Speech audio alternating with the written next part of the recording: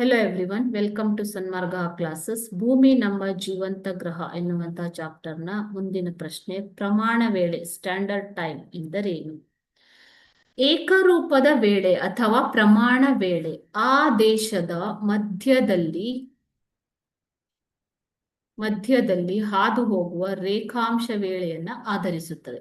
ಓಕೆನಾ? ಸೊ ನಾನು ಆಗ್ಲೇ ಹೇಳ್ದಾಗೆ ಸಮಯವನ್ನು ನಿರ್ಧರಿಸುವುದು ಆ ದೇಶದ ಮಧ್ಯದಲ್ಲಿ ಹಾದು ಹೋಗುವ ರೇಖಾಂಶ ಅಥವಾ ಆ ರೇಖಾಂಶದ ಮೇಲಿರೋ ಪ್ರಮುಖ ನಗರದ ವೇಳೆ. ಈ ವೇಳೆಯನ್ನು ದೇಶದ ಎಲ್ಲ ಭಾಗದಲ್ಲೂ ಅನುಸರಿಸುವುದರಿಂದ ಇದನ್ನ ಸ್ಟ್ಯಾಂಡರ್ಡ್ ಟೈಮ್ ಅಥವಾ ಪ್ರಮಾಣ ವೇಳೆ ಎಂದು ಕರೆಯಲಾಗುತ್ತದೆ.